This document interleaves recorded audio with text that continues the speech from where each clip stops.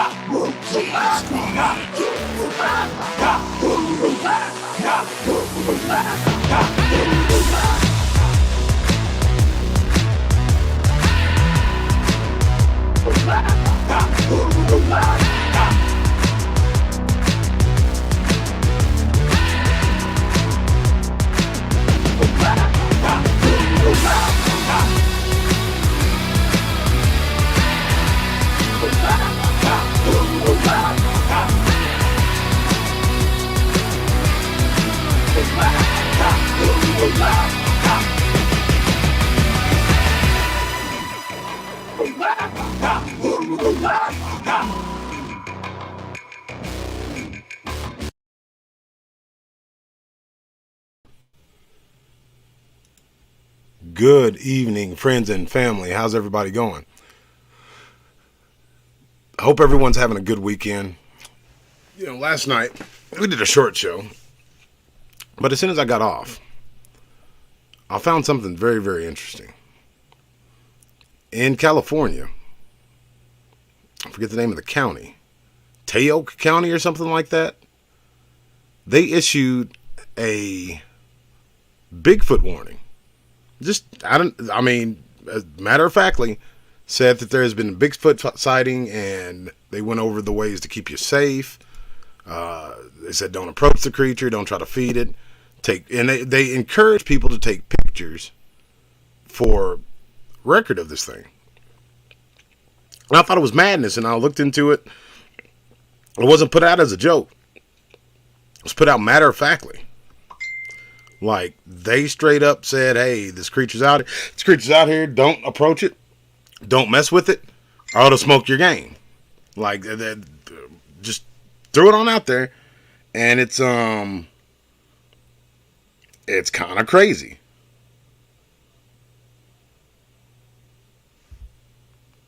And we always talk about how these things are they going to be,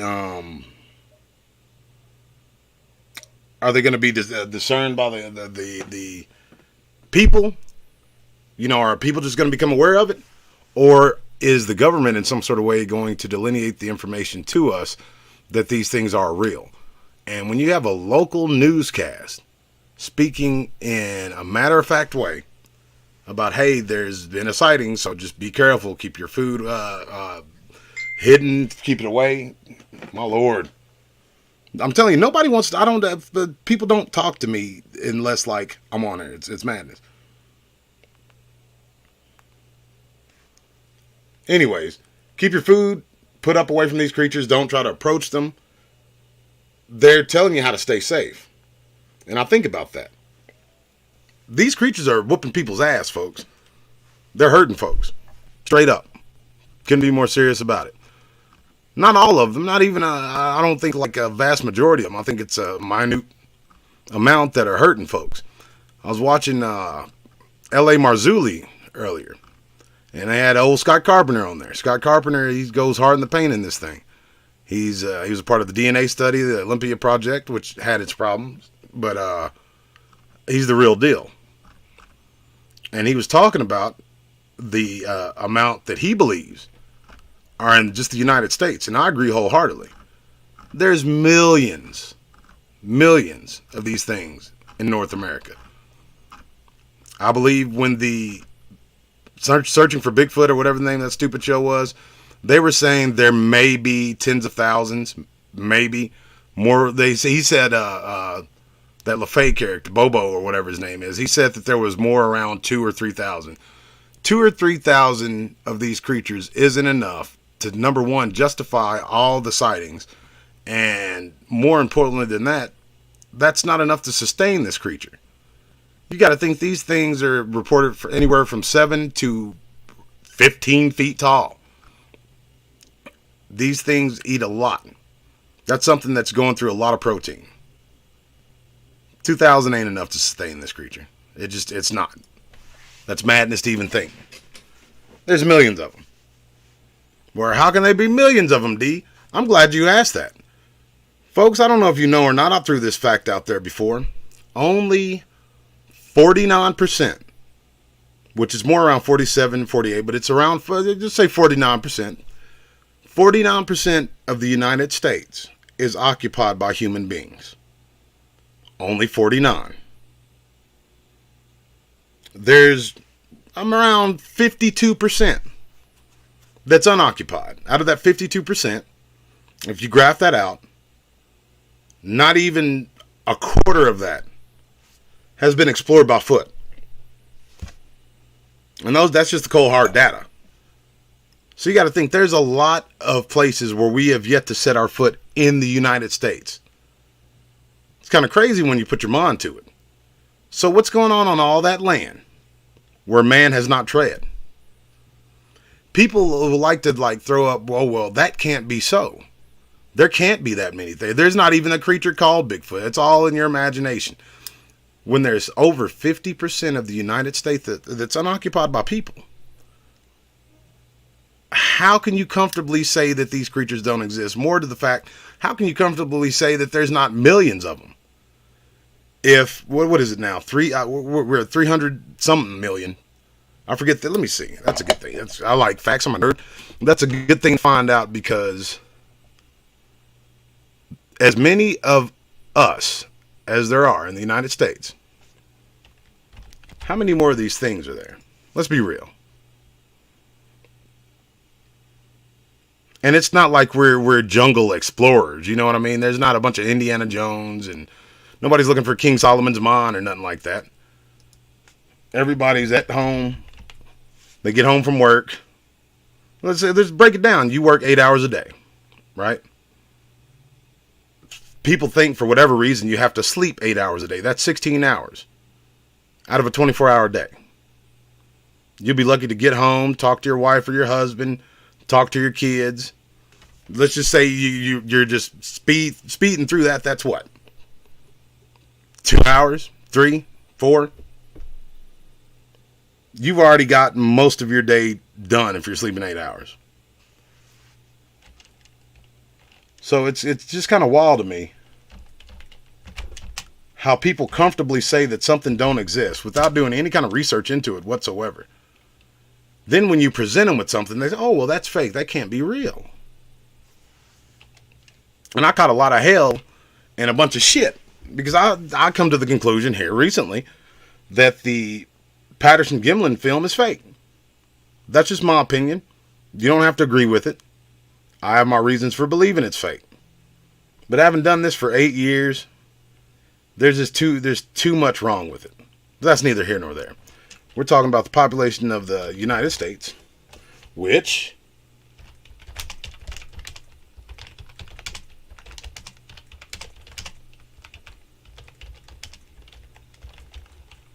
now let's see.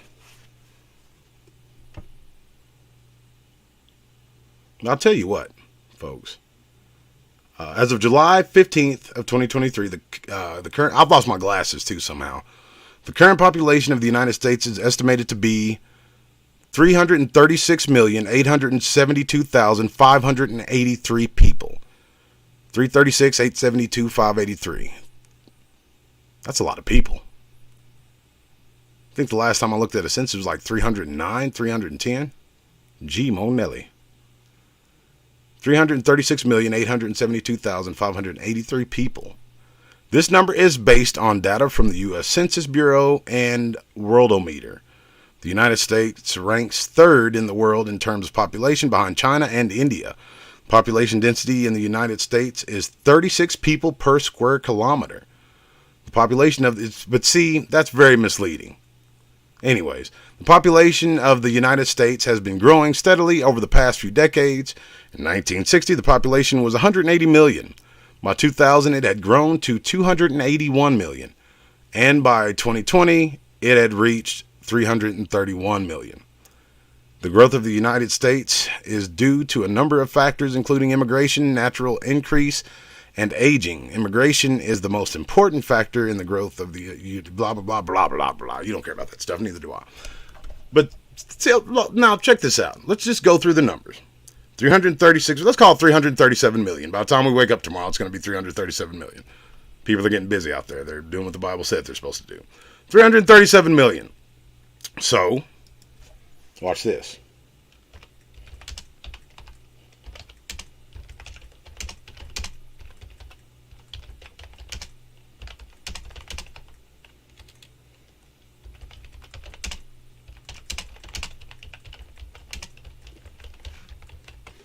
I type fairly fast for a king of the gorilla tribe. Man, is it hot everywhere? I know I got a lot of people from the South. Is it just as like hot everywhere as it is here? Because this is ridiculous. The United States has a total land area of 3.8 million square miles. Of this, about 2% is urban land. Now keep that in your back pocket. 2% is urban land, which is land that is used for cities, towns, and suburbs. The remaining 98% is rural land, which is land that is used for agriculture, forests, and other purposes. About 82% of the U.S. population lives in urban areas. This means about 25% of the total land area of the United States is populated by people. I'll repeat that for you. This means about 25% of the total land area of the United States is populated by people. So I told you a pogly pie. I gave it 25% more juice than it needed.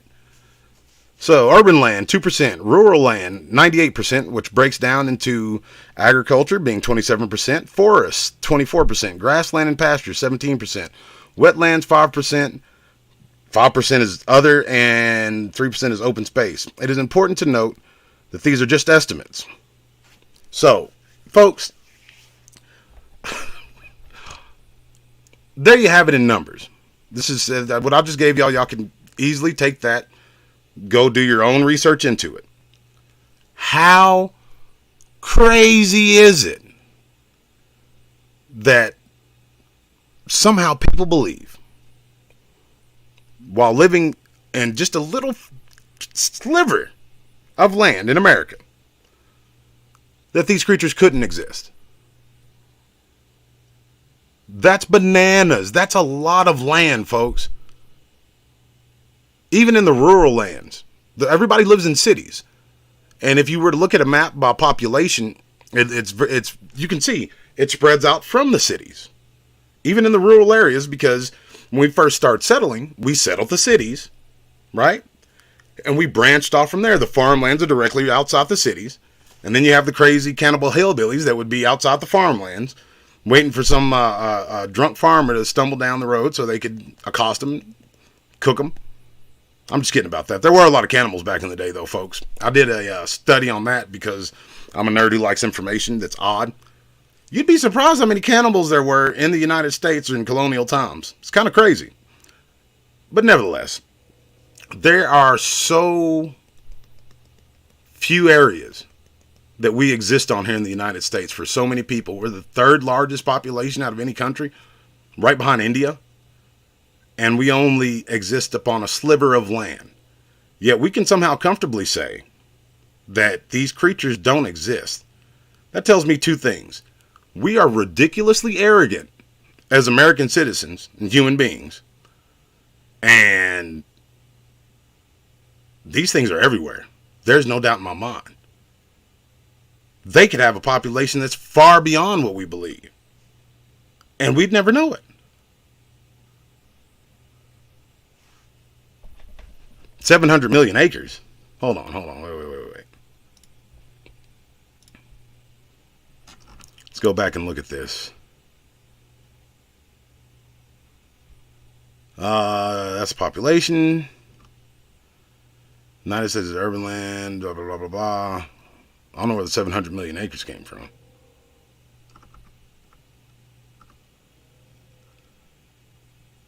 But anyways, let's see. I mean, how much acreage?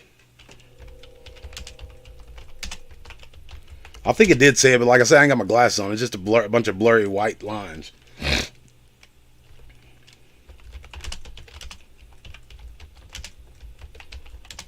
So if you're a logical person, you're going to be looking at these numbers. You're going to be like, well, that's a lot of places where we aren't in the United States. There's a lot of places that are unexplored. So, the United States has a total acreage of 2.43 billion acres. This includes both land and water. Alaska is the largest state in the United States with an acreage of 663,268 square miles, or 375.7 million acres. Texas is the second largest state with an acreage of 268,596 square miles, or 162.9 million acres. California is the third largest with an acreage of 163,696 square miles, or 95.3 million acres. And then it has the breakdown here. So, and it's funny, when you look at the acreage of the top 10, I wonder how this list falls as far as the sightings of these creatures. Because first, of course, is Alaska. We know they're there. Then there's Texas. Then there's California. We know they're in both of those places. I haven't heard a lot of reports out of Montana, but I've heard reports. You know what I'm saying? It's not like it's Washington, but... And then there's New Mexico, Wyoming, Colorado. Of course, the creatures run like full tilt boogie. Then there's Oregon. Then Utah. Utah's got the weird stuff, though. Makes me think, man, like, you know, not to get the religious part of it, but they, certain religious sect went there and did some things that weren't so good. They probably shouldn't have done. And they've, so-called founded the state. But, that being said, there's a lot of weirdness going on there. The Ute Indians, the Uinta Valley.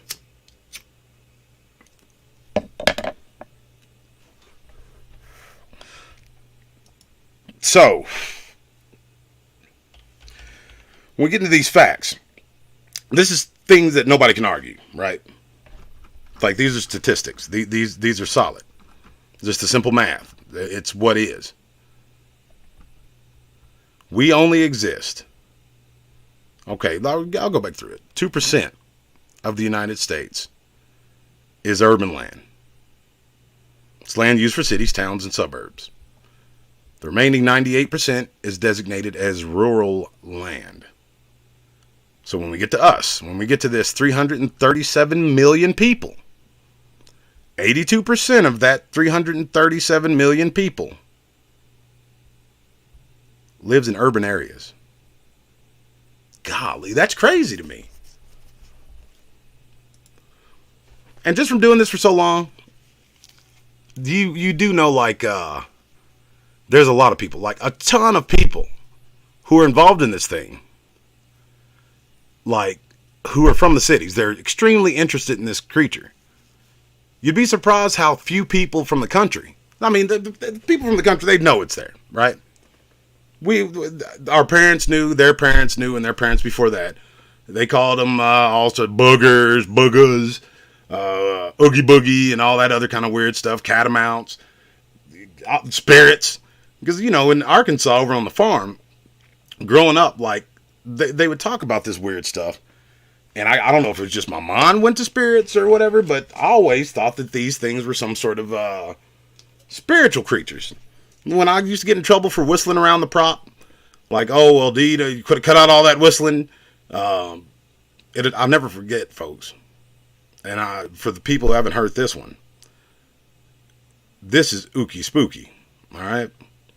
There's a 100-acre farm in Rogers, Arkansas. I'll tell you where it is. It's Rogers, Arkansas, where my mother grew up. My mom's side of the family. And on this farm was awarded to her great-great-great-grandfather for his distinguished service to the Union Army. He was the general of the 1st Black Regiment of Arkansas. And I mean, they called them the Bully Boys. They went so hard in the paint. They said when the master heard when the master heard them coming, they thought they heard Gabriel's horn. They didn't take no prisoners. They smoked people's game. So he was awarded this 100 acres way back, you know, after the Civil War, post-Civil War, for his distinguished service to the Union Army. Still in the family to this day. So me and my sisters, we grow up fat and happy, Like dad's a retired military sergeant, and he was a sergeant paratrooper. Mom owned small grocery store, rent houses, things of that nature. We didn't know want. So she wanted us to know want. She wanted us to know how she grew up so we could appreciate that which we had. And as most of you know, my siblings are quite a bit older than me. So that she'd send all of us back to Arkansas where she grew up on this farm. And her mom passed away around the same age my mom passed away. She passed away in my life, right around 14, 15 years old. So it was her grandma, and her 4 brothers, all of which went to the military. One is, I think he just now retired not too long ago. He was a colonel over there in Fort Smith, Arkansas. But in any event, we had to go to the farm every summer. Now, my sisters hated it. My brother hated it. I loved it. They would sneak away to what we called Sodom and Gomorrah. There's a place in Arkansas. If anybody's been to Arkansas, you know what I'm talking about. They'd sneak away, sneak out the windows, and go to Gomorrah. And I'd, being the police informant little brother, I'd take detailed notes and promptly snitch whenever Mama got back. Because Mama would go, to Little Rock and stay with one of my aunts or something like that, and would stay on the farm and have to help great grandma, who was every bit of 5'5", real petite lady. But I mean, she could swing a hoe and a sledgehammer. There's no doubt in my mind that woman could chew up nails and spit out quarters. They don't make them like that no more. She lived to be 98 years old. But in any event, we'd go out there to this farm. And I'd promptly get in trouble for whistling and going near the fence lines and stuff when it was real late at night. And honest question, was the Union officer black? Yes, he was, coincidentally enough. But anyways, what was I talking about? The farm. We go out here on this farm. This is Ponds Bluff, Arkansas. Not really Rogers, but I guess it's technically one and the same. Now, there's a Kirby Smith that's a white Kirby Smith for the Confederate Army. He was the black Kirby Smith for the Union, if you want to look into the history of it. It's pretty fascinating stuff. No problem, Levi. So we go out to the farm. We'd help great grandma, or I'd help great grandma. My sisters sneak out the windows and go to Sodom and Gomorrah. And I'd rat on them. And those are the fondest memories I have. But there's the in-between stuff, like how Mama would come. She'd come every morning, check on us. And she came one night, right? She knocks in, and great-grandma stayed in this little shack that she grew up in. Now, mind you, I'm a little kid at the time. She was old when I was a little kid. I'm almost 40 years old. And one night I hear a knock at the door. And I heard my mother's voice. And there was no street lights there. I mean, the place looked like something from a horror movie. Great grandma still used the outhouse. Now, there was a big, plantation house that was probably 100 yards, 130 yards away, something like that, where her son, my Uncle Joel, stayed, and his wife, and my cousins. But I like hearing great grandma's stories, and I didn't mind sleeping in that place. But I was like, hey, great grandma, that's Mama. And I got up to go answer the door, and she's like, boy, you better not answer the door. We don't answer the door to spirits. And I get a cold chill even saying that. Because great grandma had one of these, she was very soft spoken, but she could be loud when she wanted to. She just said that as casual could be. And she was a no nonsense woman. You know what I'm saying? And I remember looking at her. And then again, she said, boy, you better sit down. And what did I do? I set my black ass down. I didn't answer nothing. And I remember reading my comic books and looking at the door. Well, in the middle of the night, I had to use the bathroom. And I remember I woke up. I remember what great grandma said about these spirits, right? And I was like, man, I don't want to go. Because it was, the outhouse just wasn't right next to the house. That would have been pointless. So no lights whatsoever on the outside. There was this old kerosene lantern that you would carry with you that I was always afraid to mess with because my dad said that if I drop it, I'm going to turn into the Human Torch. So I didn't really want to mess with that thing. But I remember I had to go to the bathroom bad. I thought I was going to die. So I opened it. I remember opening the door, and it was nothing but pitch black. It almost felt metallic. There was a tangible darkness. And I remember staring into it for a few seconds. And I looked back at great grandma, who was fast asleep. And then I looked at that kerosene lamp. And then I looked back in the darkness and I was like, nah, ain't doing it. Close the door. And I think I tried to go back to sleep, but right when the sun came up, like you could barely see, but the sun was coming up. You know what I mean? I made a mad dash for that outhouse, and I think that was the last time I stayed at Great Granny's shack. Like, yeah, because I mean, after that whole spirit incident, then of course my mom does show up the next day, right? And I'm like, hey, Mama, Great Granny's talking about. Did you come here last night? Because Great Granny's talking about spirits knocking on the door and stuff. I think Great Granny's crazy, Mama. We may need to take her back to Oklahoma with us. Great Granny's crazy. She said a spirit knocked on the door. I know it was you. You probably went up to the big house, right? It's like, no, baby, I didn't come here last night. I stayed with your aunt in Little Rock. And of course, that cold chill came right back down my spine. But I never forgot that. Now, that being we're a black family from Arkansas, was that a spirit? Or was that these creatures? Because I know they put a big emphasis on me staying away from the fence line, especially in the evening times, no matter what was going on. I mean, that wasn't just told to me when I was a little kid. That was told to my teenage sisters as well. Like, don't be messing around the fence line. And I have the proclivity. My superhuman strength is whistling. Just like Great Granny, she could, not Great Granny, my grandma on my dad's side, she could whistle and you could hear it from like a country mile away. And my dad grew up in the cotton fields of Oklahoma. And I mean, whistling wasn't no problem with her. She's the one that taught me how to whistle, as a matter of fact. And she was impressed because she could like put two fingers in her mouth and whistle, and it sounded like some machine. And I learned to do that without it. So grandma was pretty happy at that. But nevertheless, I remember getting a spanking one time for whistling, because I just walk around whistling, carrying on. You know what I mean, as a kid would do. And my mom would always tell me to stop whistling, which, me being a dumb kid, that would sink in for all but of an hour. And I go back to whistling, and it was like one evening I got like a few swats across the fanny for whistling, something that never happened back at home. You know, I think it annoyed her or whatever, but I don't ever remember getting in trouble or her getting mad about it. But she was mad about it on this farm. So it makes me think, especially with that knock at the door. And I promise you, to this day, folks, it was my mom's voice. I don't remember what she said, but I remember hearing her voice. And great grandma wasn't crazy or anything. I thought she was crazy until the day she died after that. I don't know if maybe she was a ventriloquist or something, playing some sort of a gag. I don't know.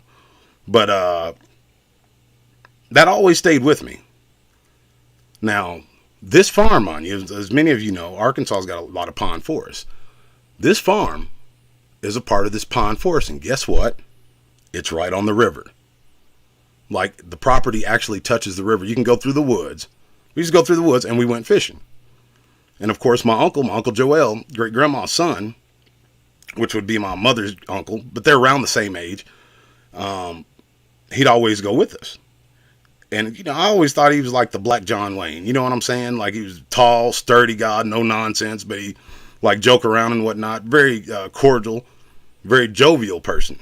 But he always carried this 45 with him, 45 revolver. And, you know, he'd fish with us and tell us jokes and make us laugh and whatnot. But even back then, I was always about body language. I always paid attention to people. You know what I mean? Like, and in between all that, you know, jolly stuff, I'd see him like kind of looking at the tree. He'd look across the river, and then he kind of like, you know, just look at the tree line very intently. And he had these piercing blue eyes, and they were kind of spooky. But I mean, those blue eyes would go back and forth on the tree line. Then he'd come back. I know I knew something was in those woods. And when they said catamounts, because that's what, you know, those catamounts will snatch you up, boy. You better stay away from that. Better stay away from that fence line. Them catamounts gonna get you. I always assumed that it was a mountain lion. But when you look at it, you know, with an adult mind, it just, hindsight's 20/20. When they say, oh, well, the catamount's going to pick you up and carry you off. I don't think that's how necessarily mountain lions do it. They didn't say, oh, it's going to attack you. It's going to eat you up. They're going to pick you up and carry you off. Levi says, my biggest weakness is he can't whistle. I couldn't imagine it. I actually made a video for y'all one morning. I was walking through the neighborhood just to, I don't know why I did it, just to show you how loud I could whistle, and I like start waking people up. I know one neighbor was mad about it. The older lady just came out on her front porch and was staring at me. But anyways, yeah, so like, and there was other weird stuff like that. Things that the older folks would ignore, but I would just, zone in on. Like on the road leading to the farm, there was this old church that had long been abandoned. It was one of them old school churches, wooden floor, ain't no air conditioner, nothing like that. It wasn't around by the time I was coming around. You know what I'm saying? Like, I was a little kid and it was abandoned and fallen in. So there was that on that road, and that's it. I don't remember going past where the turnoff to the farm was. I know that the road like dead ended somewhere, but there wasn't anything really else around. But I'll tell you what, I remember one incident, and it's only happened once. I'm pretty sure that thing with the spirit. My sister told me that those were spirits too. Like she said, you didn't talk to it, did you? Because if you talk to it, it's gonna follow us back home. And one of my sisters said, and I was like, no, I didn't talk to that damn thing. Of course I didn't, because I was like, no, I didn't talk to that thing. Great granny said it was a spirit. I don't want to talk to spirits. She said, don't talk to spirits. Did you talk to it? It's like, no, I didn't talk to it, but I bet you did. And I'm like, no. But I think I did answer it when I thought it was my mom. I was just trying to be tough, you know what I'm saying? But there was this one time, and it was when all the adults were there. We were at the big house, like that's, away from Great Granny's shack. She was still living, and we were sitting on the front porch, and the sun was going down. And I remember voices coming from where we would fish at.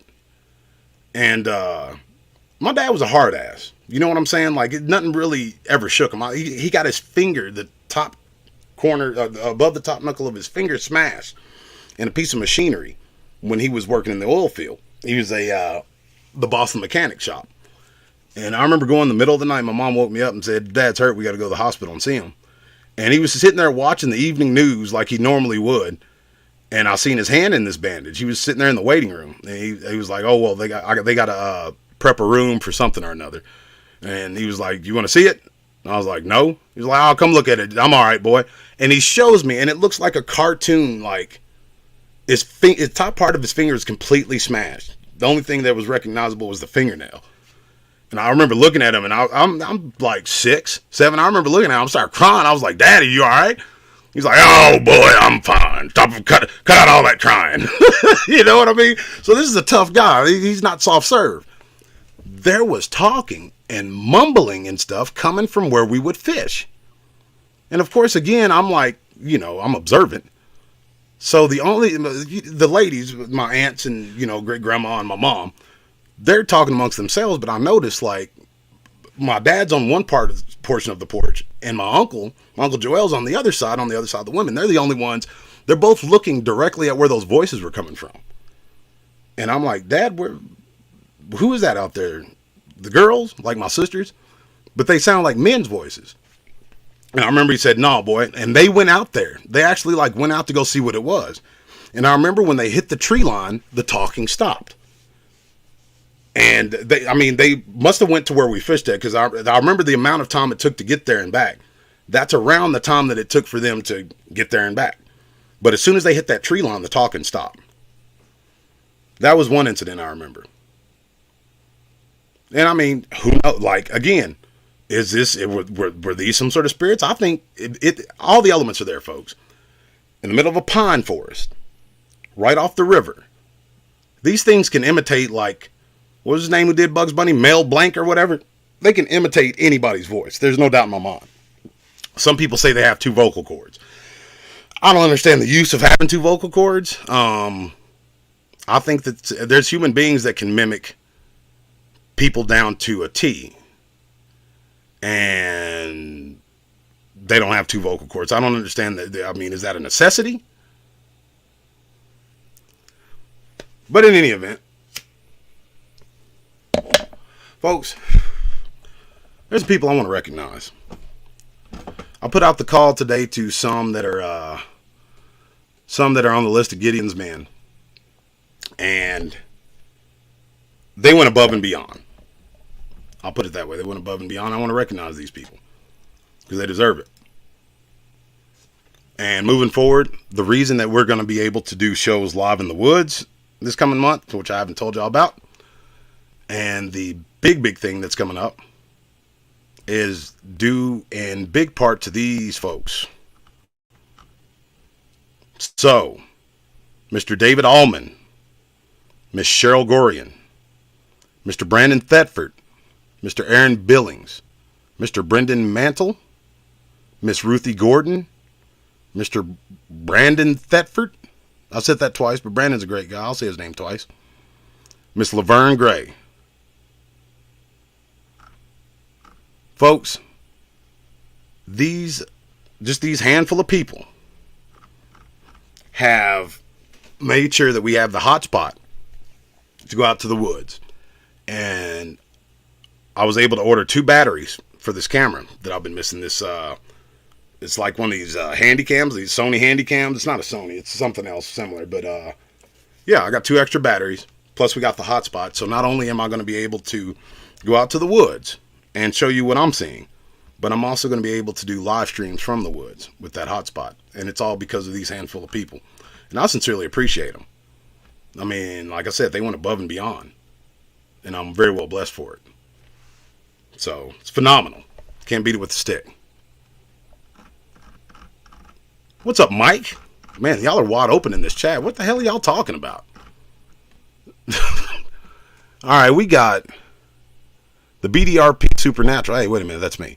The Cousin Kentuckian, D. Gramps, Kinsera 73, Brother Diesel Cable, Sister Roxy W. D. Gramps, good to see you, brother. God bless you, man. We got Levi H. My boy Jeffrey Reynolds. Levi H is the man. We don't get to see. He sneaks in and out of here. USA all day. What's up, USA? We got No Cash. What's up, my dude? Muhammad is dead. Jesus is risen. What's going on, brother? I ain't seen you in a while, man. Shalom. Zephaniah 3421. Very good brother in the faith. Steve Wolf. God bless you, Steve. I hope you and your family's doing well, man. Angelo Jeffrey. Salute, brother. Angelo Jeffrey's another one, man. He goes hard in the paint. That's a good brother in the faith right there. Just good brother all around. And I appreciate it. You got Angelo Jeffries, and there's a lot of folks like, bro, if somebody's like giving me a bunch of shit in the comment section, I'll miss it. He's one of them ones, and I know there's a lot of y'all on there. Miss Marlene's one of them. He's going to read them the riot act. He's going to give them what for. So I ain't even got to worry about it. Jules, great to see you. Michael Gordon, the man. Let me tell you about this guy, Mike, folks. He's another one that lives on land that's similar to this farm that I'm describing to you in Arkansas. Right on the river. It's in a forested area. And over the years, let's see, it's been quite a while. The kid's she just now turned 17, man. And what was she, 12? She got bit by a pit bull, and he had sent out an email. And anybody who's ever sent me an email, if I've gotten back to you in a timely fashion, more than likely I'm going to want to talk to you on the phone, because I don't want to get, it's just hard to keep up in emails and whatnot. That, and it's more efficient to talk to somebody on the phone. You know what I'm saying? So I remember taking the kid. She got bit by this pit bull. I was driving all the way from North Texas back to my hometown up here where I'm at now, because she had to go see a specialist. She got bit so deep in her leg that it got an infection, because dogs' mouths are filthy. So, and they really don't like to sew them closed. They like for air to get into them and whatnot. But it was so deep and so close to the bone that they had to sew it closed. And it just kept getting infected, and those stitches kept popping open and wouldn't heal. So we were taking her to go see a specialist. And I talked to Mike all the way up there and all the way back. We're friends and brothers ever since. Miss Marlene Cobb's with us. Rex Goodrum. He's a part of the secret society that we have here. It's a super secret society here at the BDRP. I think I got everybody. And Jason Brassard. Good evening, brother. But yeah, folks, I've been thinking about that farm here lately, because I want to go back. I hadn't been in I couldn't tell you how long. I was a teenager. But I haven't gone with the mindset that I do now, and thinking about what to look for. You know what I mean? We got Sister Marlene out there. I want to go visit her. But I want to go back to that farm and look for sign and structure, because there's no doubt in my mind, no doubt that they're down there.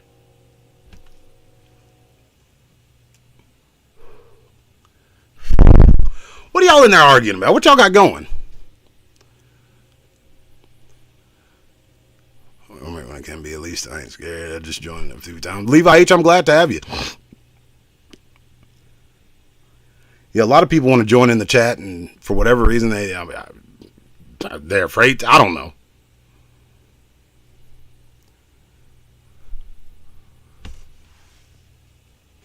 What kind of shit y'all got going on in there in this chat?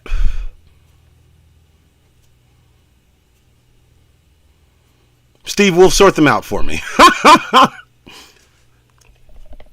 Let me see if I can find y'all that article. But for the names that and I'll say them again: Brendan Mantle, Ruthie Gordon, Brandon Thetford, Cheryl Gorian, Laverne Gray, David Allman, Aaron Billings. I think that's everyone. Said Brendan Mantle, Miss Ruthie Gordon. Yeah. These folks are fantastic. Again, you have them to thank for when you get this fantastic footage of the creature. Because that's what you don't see no more. You know what I mean? We got our homeboy Jake at Foraging and Forest Monsters. Foraging. I always get the name of this channel wrong. That's what I want to rename it. Foraging and Forest Monsters. We're going to look at some of his stuff in a minute too. This kid goes hard in the paint. And I say he's a kid, but bro, like he's 2 years younger than me. He's full of youth. I mean, you know what I mean? He's getting close to the creature, a little bit too close for my taste. I'm a little worried that they're going to whoop his ass from time to time. Because, folks, y'all have seen my stuff. I got pretty close. But if I'm getting close, he's up there having tea with them.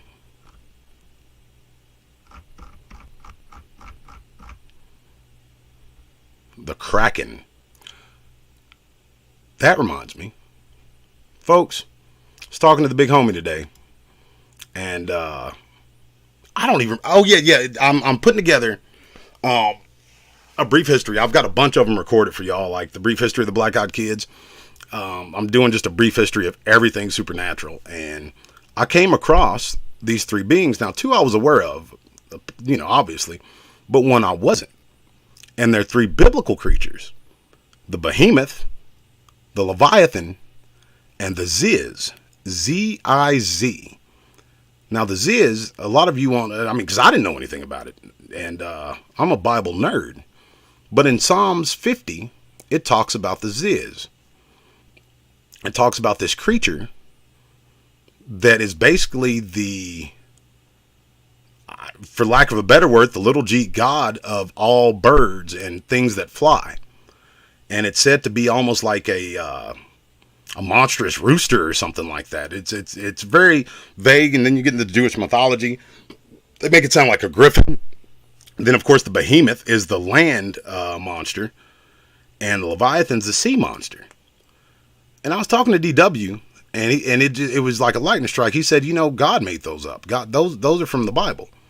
And I was like, what do you mean? He was like, Godzilla, Rodan, and what's the and I was like, well, I guess it would be King Kong. He was he's a land mammal, a giant land mammal that's like the king of all land mammals, right? And it says that the roar of the behemoth during the summer solstice is what keeps the predators at bay from completely decimating the entirety of predation animals. And it talks about that in Job. But it makes sense. Leviathan comes from the sea. And if you look at the biblical description of them, it's awful crazy. And then Rodan. If you ever seen Godzilla, King of All Monsters, that's what I was seeing this in my head as he was describing it. And he gave credit to the Holy Ghost. But that came from his mind. I was like, that's brilliant, because that's what they are. And then I started looking into it, and I was just going to do a live stream, but I was like, no, I'm going to record this and show people biblical scripture and whatnot, because this is way too creepy and too similar. You know what I'm saying? It's just the things that line up way, way, way too much. So let me do this actually while I'm looking for that for y'all. Because there's a lot of you guys that asked me for a wrench.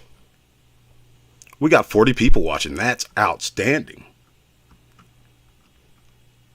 So, boom,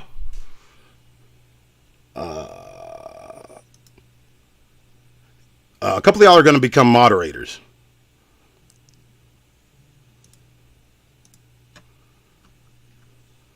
What's up, Midi A?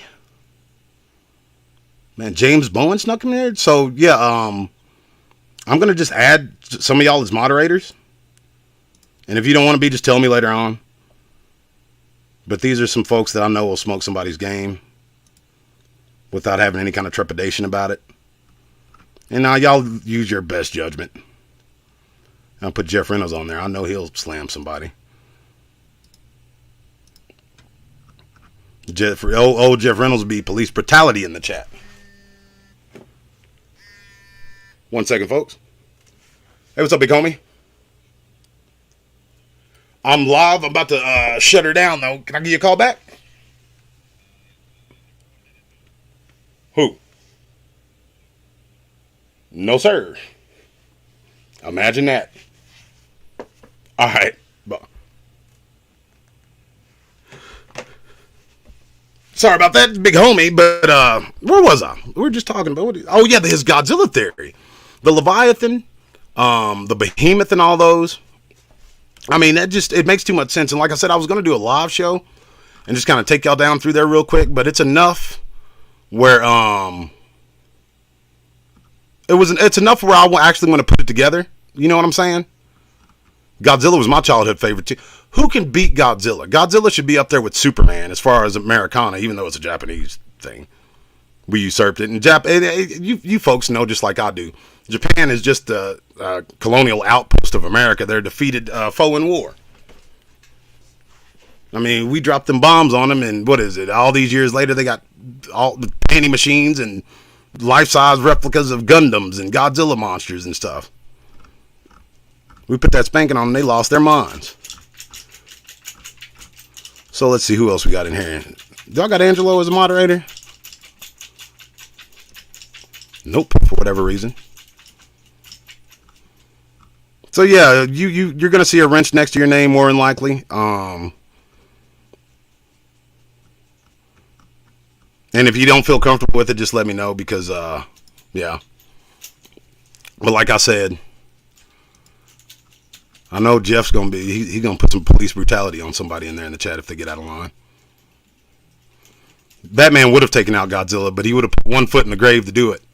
He would have put one foot in the grave and another one on a banana peel to beat Godzilla. I like these new Godzilla movies, man, because they make him like he's a force of nature. And I found it awful funny that they start calling them Titans, and they make it to where these monsters were the Titans of old. That was one change to the story of it that was pretty cool. Casual Pastel, what's going on? So we got 40 people watching and 21 thumbs up, which means at least 19 people are in here sneaking around doing some weird shit. Smash that thumbs up button. And also hit the bell, because I heard if you hit the bell, it gives you the superpowers that old Doss has, the superpower of whistling. Which one of y'all said y'all can't whistle? Hit that bell and it'll make you able to whistle. I'm just that's all a lie. I just made all that up. The Ziz is the king of all birds. Yes. That's right, bro. I mean, did you know that, D Gramps? Well, I don't know how many times I've read through the Psalms. We used to memorize them in Sunday school. And when I was looking into that, like, cause I did you guys the Behemoth, the Leviathan. And then that popped up after I read Leviathan. And I was like, the Ziz. I think there's some Jewish mysticism. I didn't want to get into Kabbalah and stuff, but no, it's in our Bible. And Behemoth, the book of Job is so poetic and beautiful. The way it talks about it is, there's no other land mammal that's going to mess with the Behemoth. It's just not going to happen. Then you have the Leviathan that comes from the sea. Nobody can hook its jaw except God. Nobody can tame the Behemoth except God. And then you have the Ziz, which is basically King of the Sky. So that's good old Rodan, Godzilla, and King Kong, basically. And then, of course, they made in the new movies, which, like I said, I like that change. They turned them into the Titans. Come on, we almost there. There's 40 watching. There's 27 thumbs up. Come on. I mean, how many spies we got in here? We got some industrial espionage going on. What's up, big homie? Ladies and gentlemen, we have a celebrity in the chat with us. The man, the myth, the legend. the modern day Mark Twain himself, Mr. Dark Waters. Also a co-author, Mr. James Williams, author. Speaking of James Williams, author, I know another author. He's from Oklahoma. But in any event,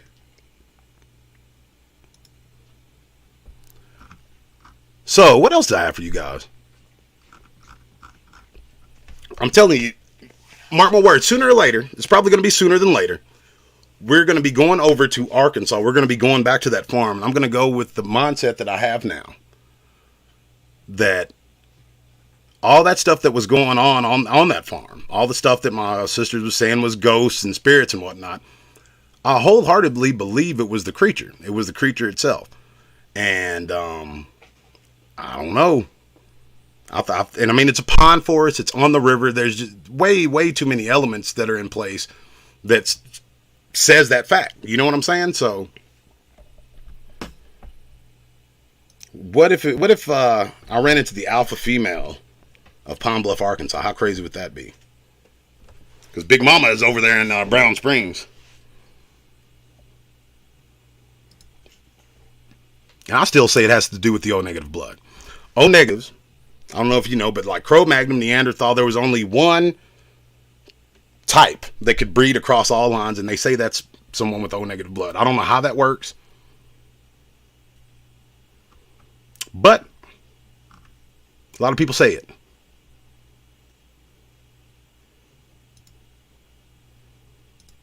Hey, check this out.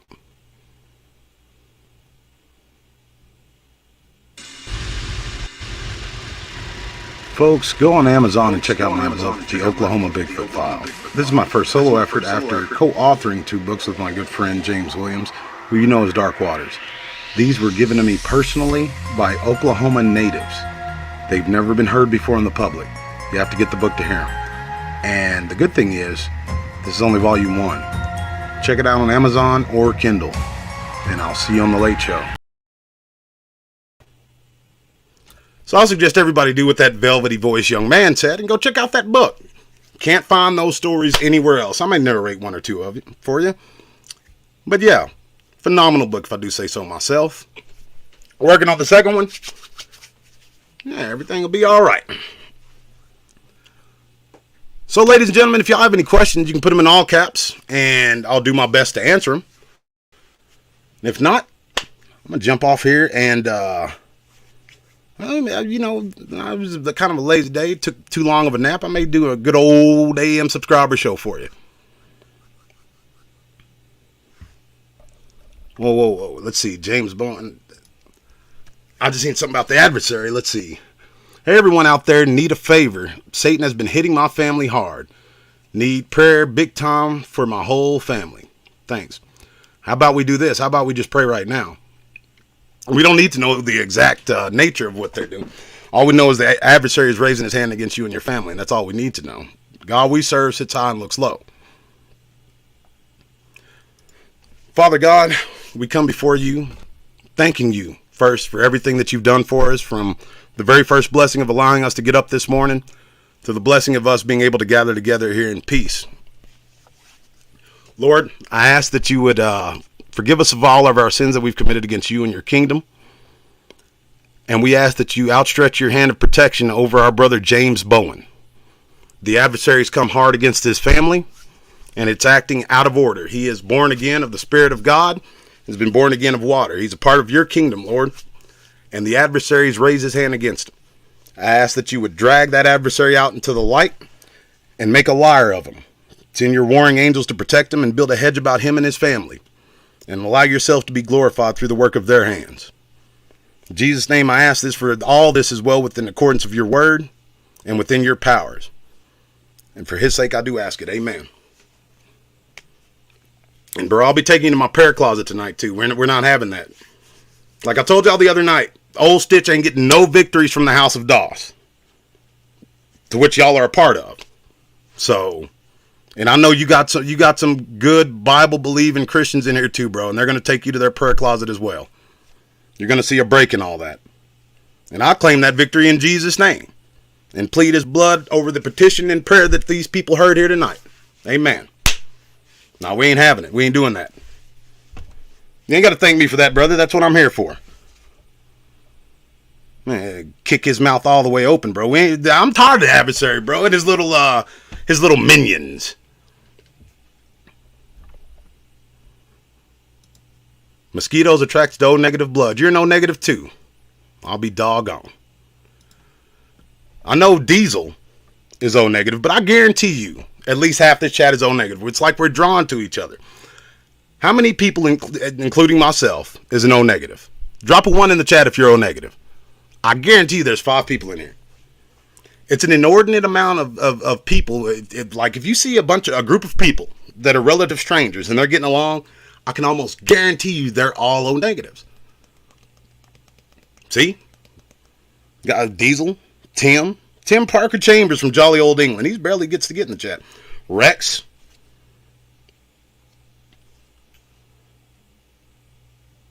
And he's part of that old secret society of the BDRP. So there's 1, 2, 3, 4. Rock on, Kentucky. Zephaniah 3421 says he don't know his blood type. I guarantee you. Though Philip Miller, there you go. There's the 5. I've talked to Zephaniah. I guarantee you he's O-negative.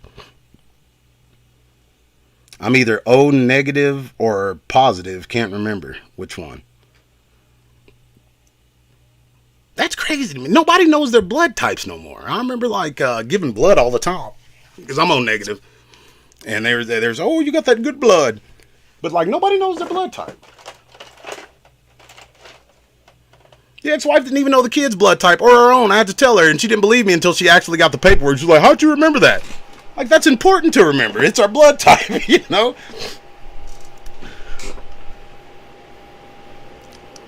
O positive. Mine is coffee. USA all day. Man, I woke up way too early this morning. I drank way too much coffee, and I think I had one of those crashes. It was terrible. That's it for me for coffee for 4 or 5 days. But folks, I love each and every last one of y'all. This was fun. Got to tell y'all a little bit about the good old farm. Sarah, see, I told you we had at least, that's 7 people? Not including myself?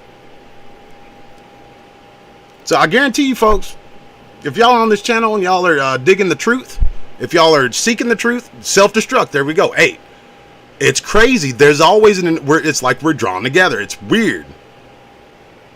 Yeah, my weird fam's O-negative and RH negative, both the super types. Yeah, it's like we're drawn together. It's very, very strange. And what's even weirder than that is I can go up to somebody. After a couple of minutes of conversation, I can tell if they're O-negative or not. It's a feeling. Like the shaman that was across the street, we were speaking on a Jedi weird level.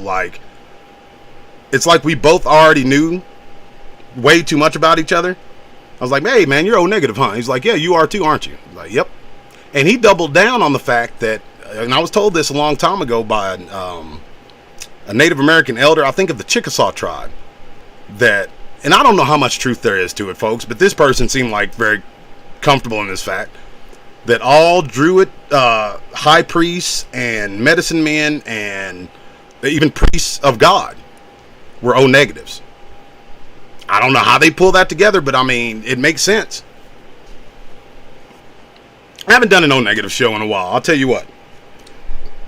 I'll get my notes together, and I'll give you all that in the upcoming week. Because it's very strange, some of the similarities we have. So, folks, this was a good one. I had a lot of fun. I sincerely thank each and every last one of y'all. We had a good solid 40 people in here hanging, having fun with me. And I'm very well appreciative. If you'd like to contribute to the BDRP, you may do so using the link in the description box below, or I'll drop one in the chat with you. And sorry we didn't come back last night for a later show, but we made up for it. Yeah, this is pretty fun. Go on Amazon, check out the book. I gotta grab that link for you guys too. Make it easier for you. You ain't gotta do all that and do all that extra work. Y'all work hard enough as it is. But again, folks, I'd like to thank y'all. Thank the folks I named earlier, because they set the axis straight for the BDRP and the field work that's coming up. If you'd like to contribute to the channel, links in the chat with you now or in the description box below, and I will see you guys on the AM show. Y'all be blessed. James Boyne, you keep your head up, man. Lord's going to start delivering you victories. He's going to start sending the old stitch home with nothing but L's. Big goose eggs. That's what you got to look forward to from the adversary. Big goose eggs.